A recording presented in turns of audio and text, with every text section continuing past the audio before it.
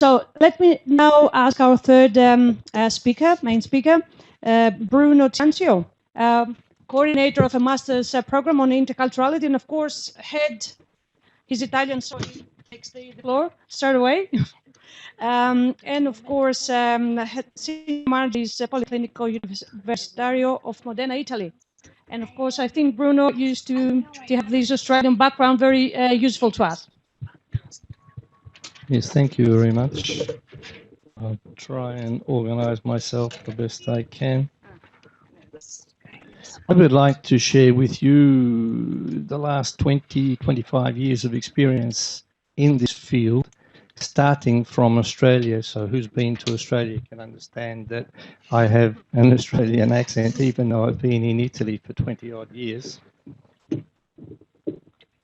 So I'm going to divide this talk into two parts. One, educating a cultural mediator in Italy and in Europe, as well as Australia.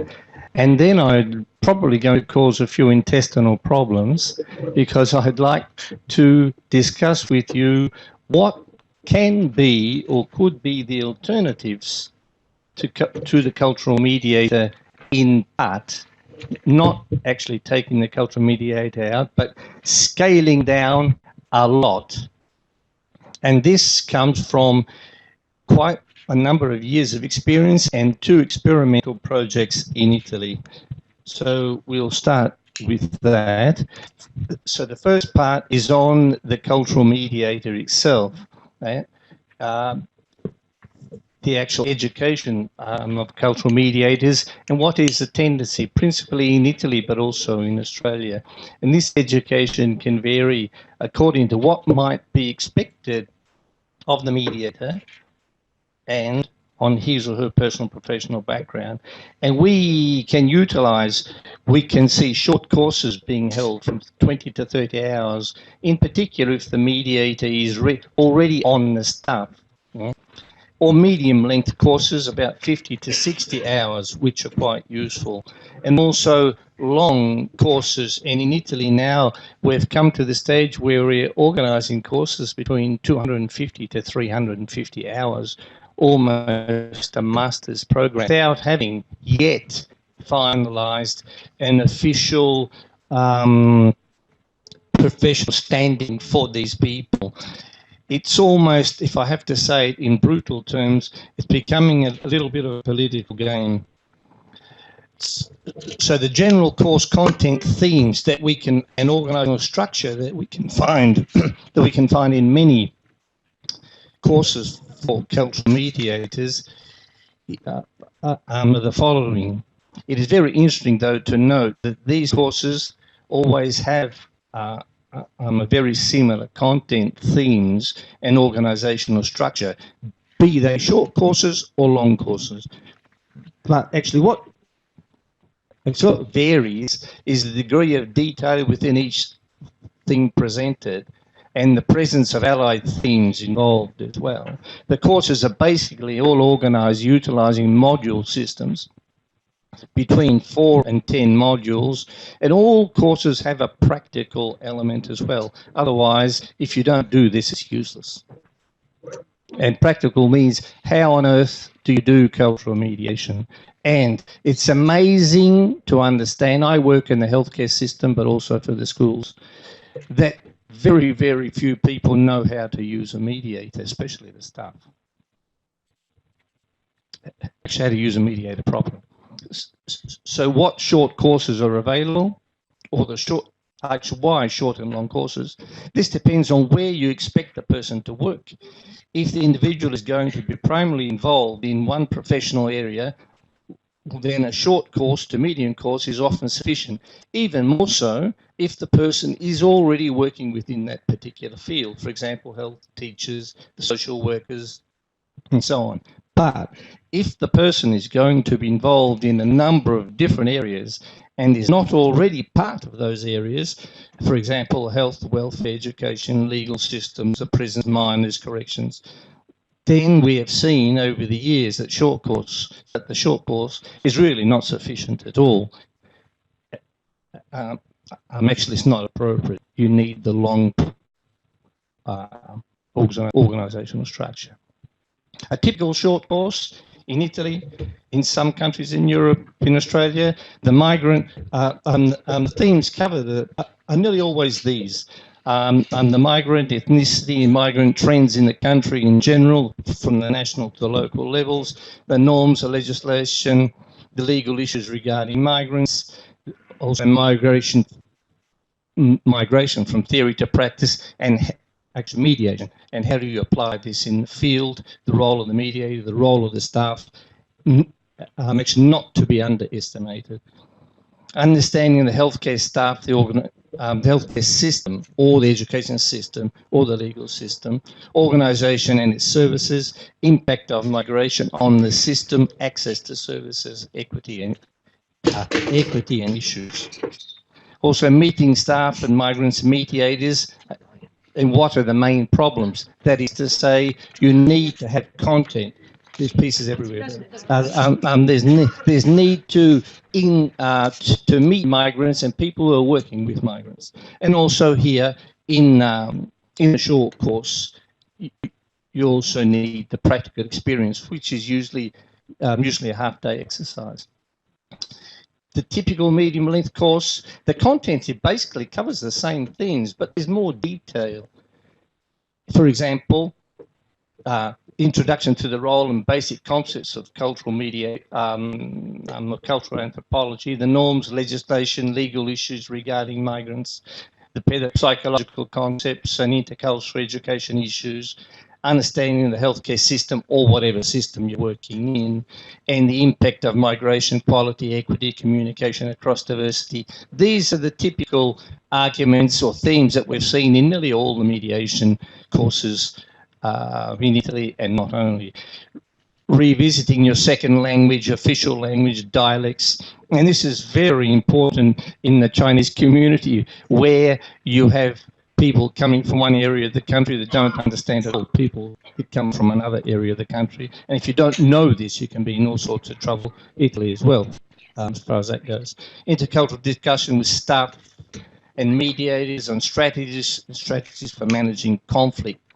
This is also very important. And also the practical experience here between 8 and 12 hours in the medium length courses is seen to be very useful. And the main course we're actually in at the moment, and it's also though becoming a political process, that is, mediation is a job for migrants. And so I'm known as the big troublemaker in the country because actual mediation is not for migrants, and mediation can't be used as a political blackmail for votes. And at the moment, that's what's happening, even though if you ask them, they'll say no. You can ask me, I'm a counsellor as well, and that's exactly how it works.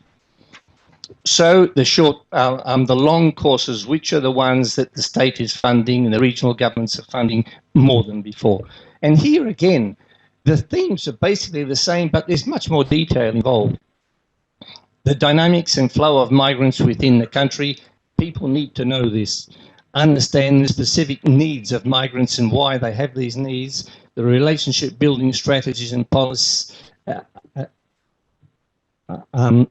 impossible. Psycho-emotional complexities, the norms of legislation, the legal issues regarding migration, understanding the services available and how they can be better accessed and utilised, know how to interpret the needs of migrants and the role of diversity, supporting development, the positive bidirectional attitudes between staff and migrant clients, and handling conflict situations.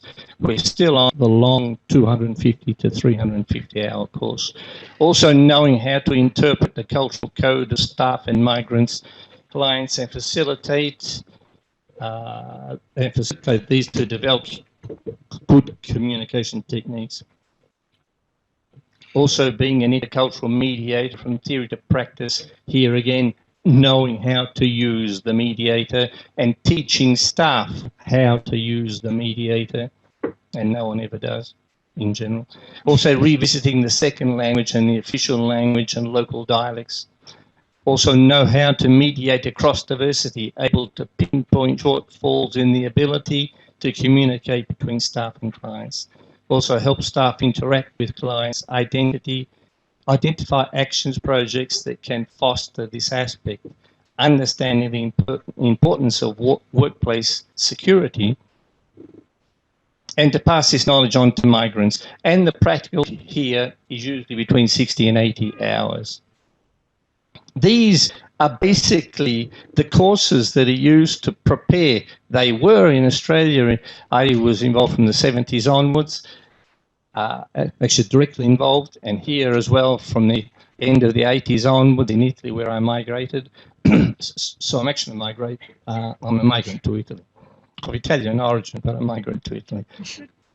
And so the courses seem to be always these. The detail increases, but the themes are those. But this is now 10 minutes and to cause problems, and I'd like to do this now. Is the cultural mediator the only viable alternative in a multi-ethnic Europe?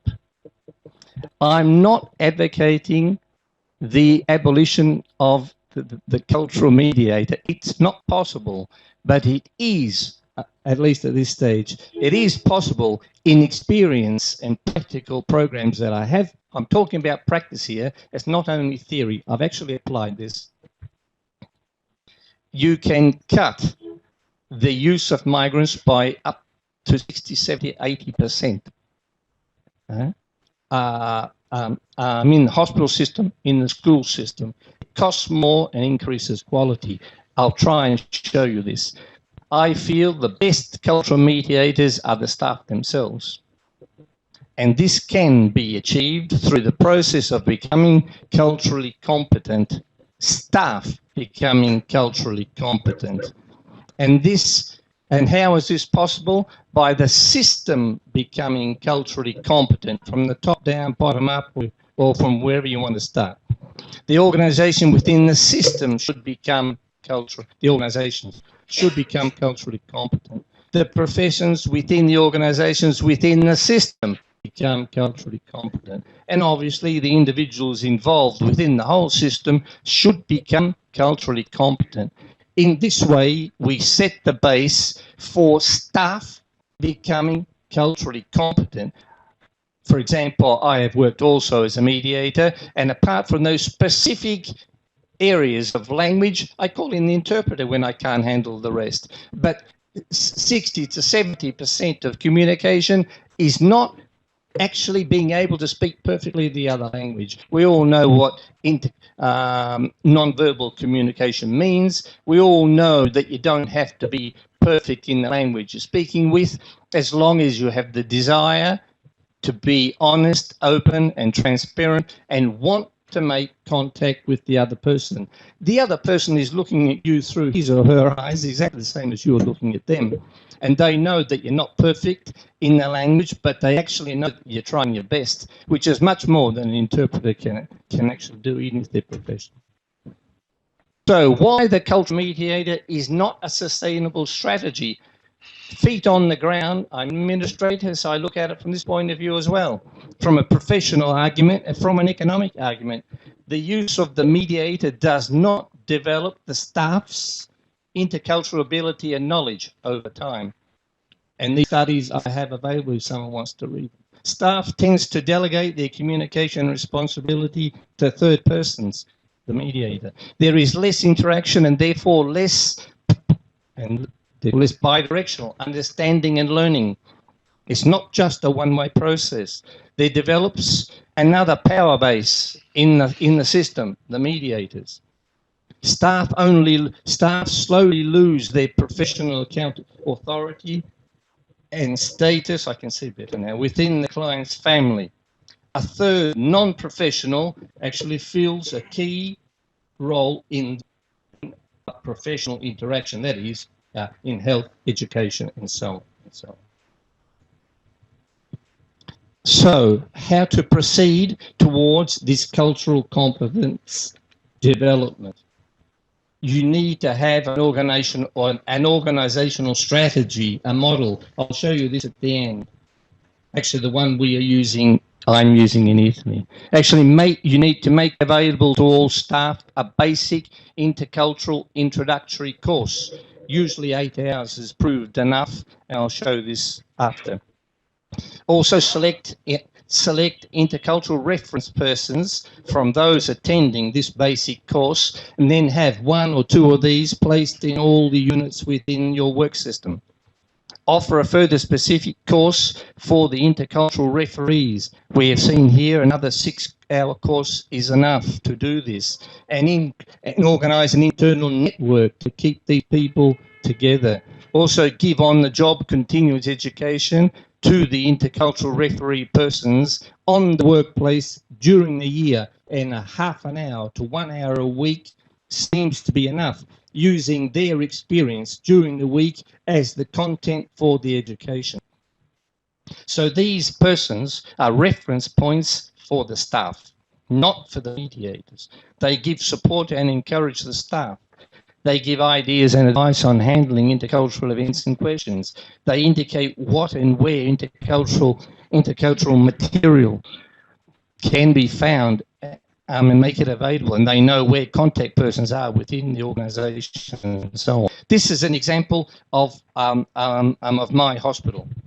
The cost of a mediator tends to be constant over time and does not diminish very much at all. For a 500, and this is the same for a school or also a legal system.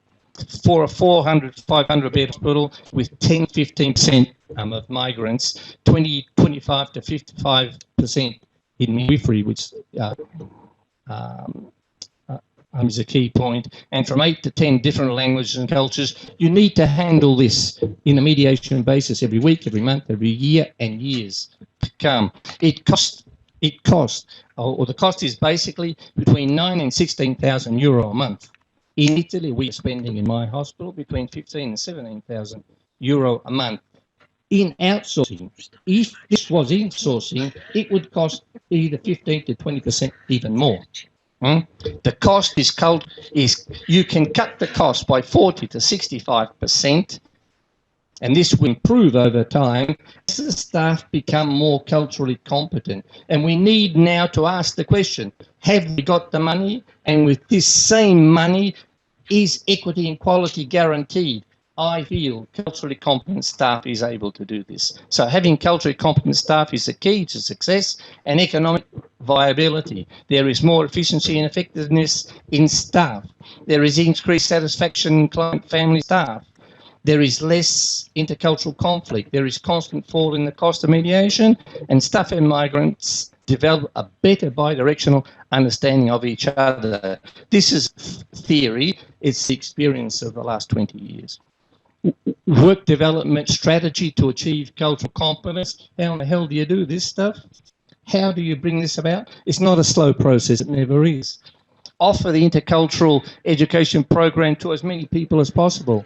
In 1 year, we put 900 people through the course. Also document the linguistic and cultural capabilities of your staff. Have a compendium. Who is who in your company?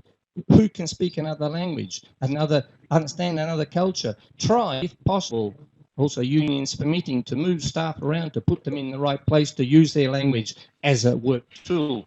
Encourage the staff to use their other language as a normal work tool. It's just another asset to have another language. It's not anything particular. Use that as you work normally. Change languages depending on who you meet.